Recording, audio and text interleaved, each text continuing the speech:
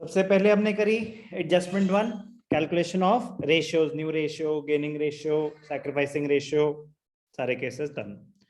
Adjustment number 2, treatment of goodwill. Treatment of goodwill क्या होता है? ये goodwill, it is the advantage which a firm gets over its competitors. Okay, यहाँ पे क्या हो रहा है? It is the compensation given by the gaining partner to the sacrificing partner. तो ट्रीटमेंट ऑफ गुडविल क्या होगी? Compensation given by the gaining partner, given by the gaining partner to the sacrificing partner.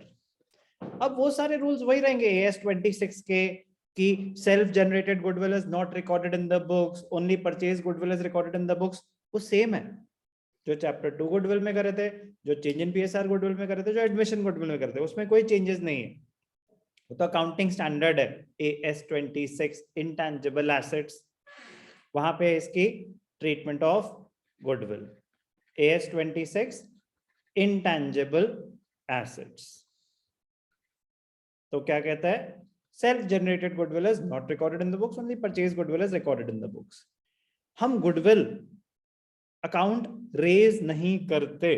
कुछ students का doubt आया था पहले sir question में लिखा गुडविल इज रेज्ड, कोर्स में ही नहीं है हमारे।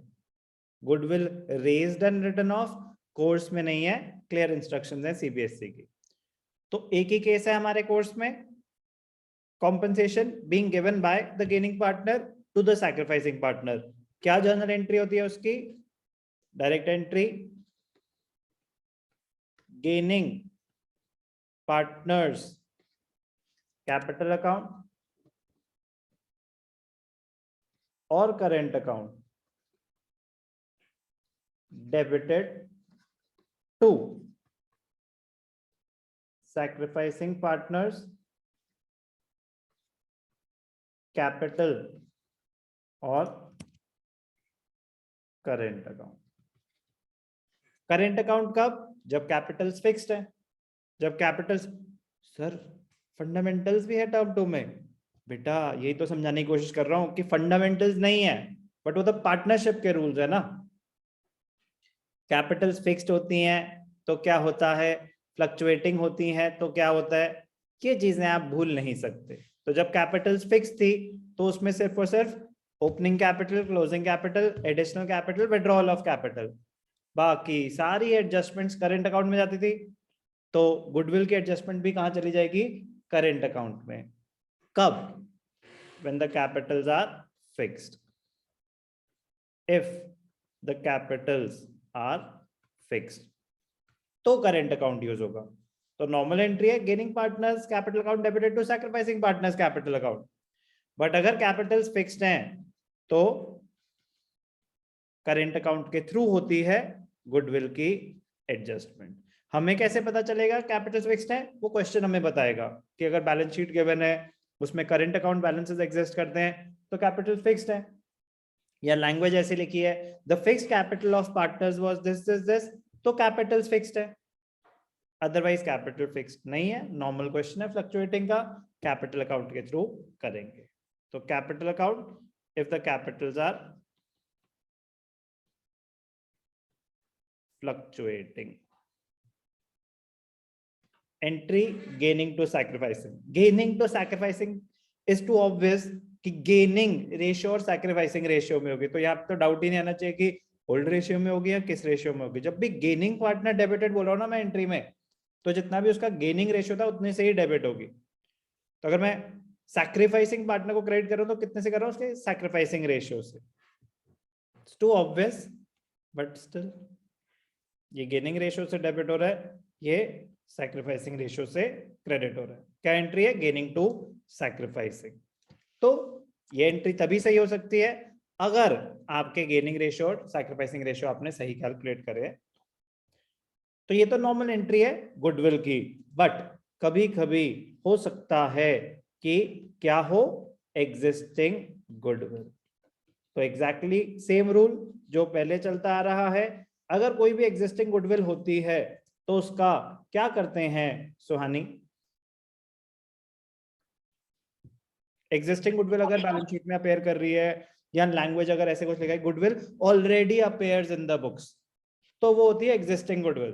तो उतना तो आपको आइडेंटिफाई करना पड़ेगा क्वेश्चन में एग्जिस्टिंग गुडविल है कि नहीं है। अगर लिखा हो goodwill is valued at this much, we are not talking about the existing goodwill, वो तो गुडविल के ट्रीटमेंट के लिए बता रहे हैं।